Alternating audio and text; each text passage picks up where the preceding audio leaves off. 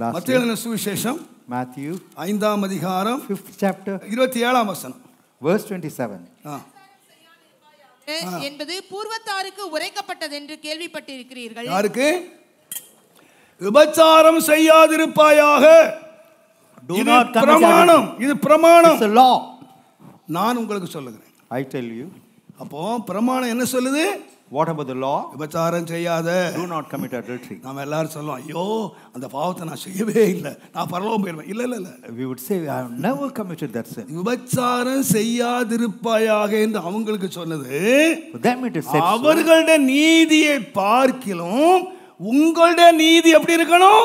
What about your righteousness when compared to அதிகமா இருக்கணும். your righteousness? அந்த நீதி என்ன நீதி தெரியுமா? What is that righteousness? விபச்சாரம் செய்யாதேன்னு சொல்றது சரீரம். It's good saying do not commit adultery. But ஆண்டவர் சொன்னாரு, உன் கண்களாலே ஒரு ஸ்திரியை இச்சையோடு ஒருவன் பார்த்தா விபச்சாரம் பண்ணியாச்சு. If a man looks at a woman with lust, that is adultery. பழைய ஏற்பாட்டை புதிய ஏற்பாடு கம்பேர் பண்ணி பாருங்க. Compare the Old and the New Testament. எனக்கு ரெண்டு கண்ணு இருக்கு, உங்களுக்கு இருக்கு. I have two eyes, likewise you. எதுக்கு? What for? பார்க்கிறதுக்கு. To look. நமக்கு எல்லாம் பார்க்கிறதுக்கு உரிமை இருக்கு. We have the right to look. ஆனால் Yet அந்த பார்வையோடு இச்சை என்ற ஒன்று கலக்குமானால் அவன் விபச்சாரக்காரன். if lust mingles in that looks, he is an adulterer. நான் சொல்லல. I am not saying so. ஆண்டவர் சொன்னார். He is the Lord who says so. கேளுனா கேளுங்க, கேக்கட்டா விட்டுருங்க. If you are prepared to hear it. விபச்சாரம் என்றால் என்ன? What do you mean by adultery? ஒரு பெண்ணை, A girl, ஒரு அசுத்த கண்களோடு இச்சையோடு பார்த்தா. if one looks at with lustful eyes, என்னோட தம்பிமார் கேட்குறாங்க, காதல் பண்றது சரியா? whether it is wrong to love. சரியா தப்பா நான் சொல்ல வரல. I would not like to debate on that. நீ அந்த பெண்ணை சகோதரியா பாத்தியா, அந்த சகோதரியை இச்சையோடு பாத்தியா?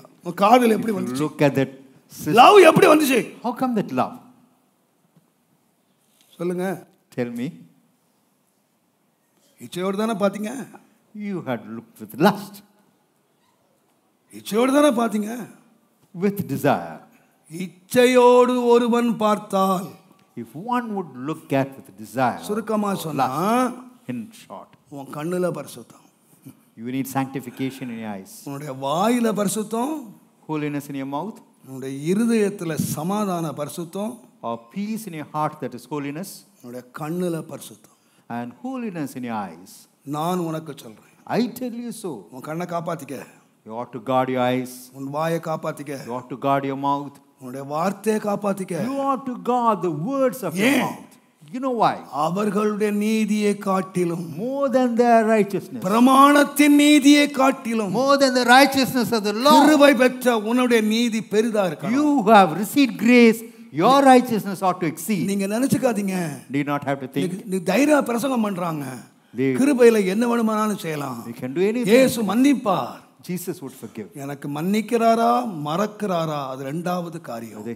நீ பரலோகத்துக்கு போகணுமானால், if you ought to go to heaven, உன்னுடைய வாய், your mouth, உன்னுடைய கண், your eyes, உன்னுடைய இருதயம், your heart, சுத்தமா வச்சுக்க.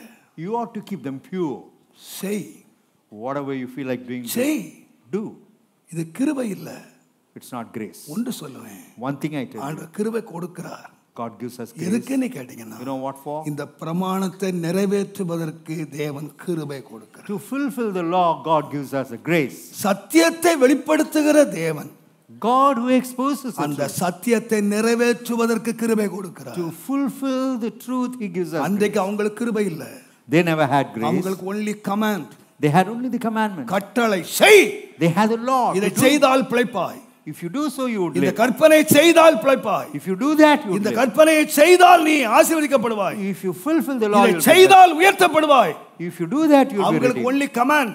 Only commandment was given. But நமக்கு கட்டளை சத்தியமாய் வெளிப்பட்டது. The law was இந்த exposed சத்தியத்தை கைக்கொள்வதற்கு தேவ கிருபையும் வெளிப்பட்டது. And to observe the truth, God's grace was manifested. தேவன் சத்தியத்தை வெளிப்படுத்துவாரானால் If God would தேவன் expose கிருபையும் கொடுக்கிறார். God would give எனக்கு you the அன்பான சகோதரரே, My dear அன்பான brothers, சகோதரிகளே, my dear sisters, உங்களை ஞானஸ்நானத்தை நம்பி ஏமாந்து போயிடாதீங்க. do not be deceived with சபையை that. நம்பி ஏமாந்து Do not போயிடாதீங்க. be deceived with the church. உங்க வெளியே உள்ள வெறுப்பை கொடுத்துக்காம போயிடாதீங்க. Do நான் not சொல்லுவேன், be deceived in any aspect, உங்களுடைய வாயிலே, especially உங்களுடைய your mouth, கண்களிலே, your eyes, உங்களுடைய your இருதயத்திலே heart, நாம் சுத்தமுள்ளவர்களாய் தேவனை சந்திப்பதற்கு that we may be pure and meet God. எல்லா கிருபையும் பொருந்திய தேவன் God with all grace உங்களுக்கும் பேசுகிற எனக்கும் for me, கிருபை தந்து may He give நாம் us grace, எல்லாரும் பரலோகத்திலே அவரை சந்திப்பதற்கு that we may all meet Him in தேவன் heaven. நம்மை ஆயத்தம் பண்ணுவாராக. May the Lord prepare us. தேவன் நம்மை May the ஆசீர்வதிப்பார். Lord bless us.